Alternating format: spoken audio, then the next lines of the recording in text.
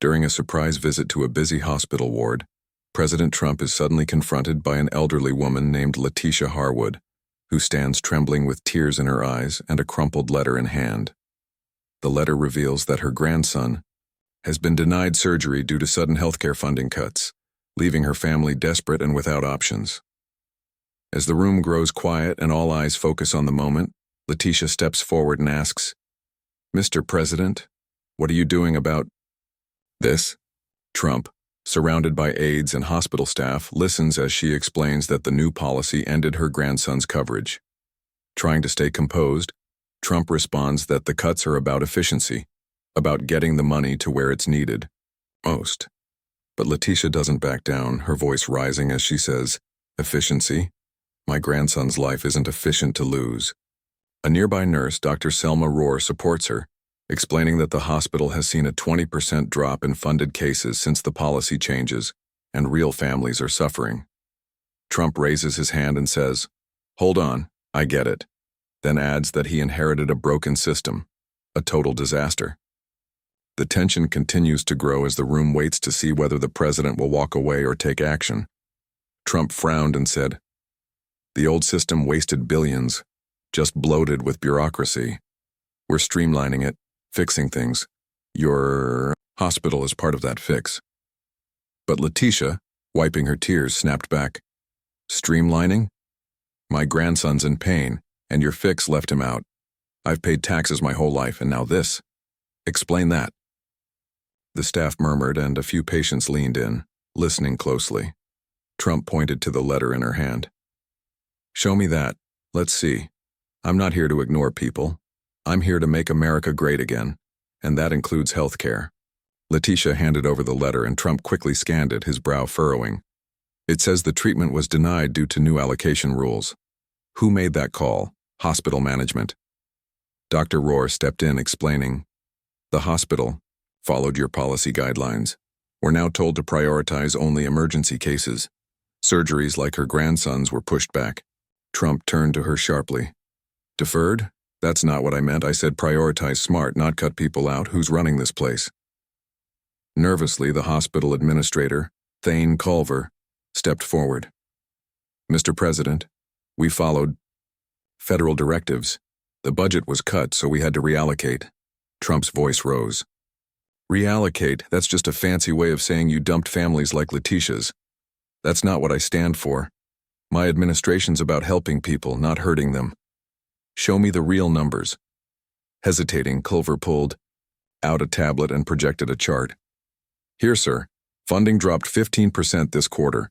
We had to cut non-urgent cases." Trump stared at the data, clearly not liking what he saw. Trump pointed at the screen. 15%? That's a big drop. But look here. Admin costs still take up 30% of your budget. That's where the waste is. We should be cutting fat, not care." Letitia spoke up, her voice firm. "Fat or not, my grandson isn't just a number. He's a child who needs help. Now, can you actually fix this, or are you just here for photos?" The room grew tense, with staff nodding and whispering in quiet agreement. Trump leaned toward her and said, "Letitia, I'm not here for photos, believe me. I came to fix things, but this hospital has to do better." "Fane, why do you have more admin staff than doctors?" Fane hesitated, then said, "We had to hire more people to handle the new reporting rules from your policy." Trump shook his head. "Reporting? That's backwards. I want doctors, not more paper pushers. Letitia's right. This isn't working. Dr. Rohr, do you agree?" She nodded.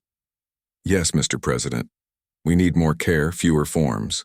The cuts hit us hard and our patients are suffering." Trump paced briefly, then stopped. "Okay, so the policy may be right, but the way it's being carried out is a disaster." Letitia explained, "Why is your grandson's surgery considered elective?" Letitia steadied herself. "It's a heart procedure.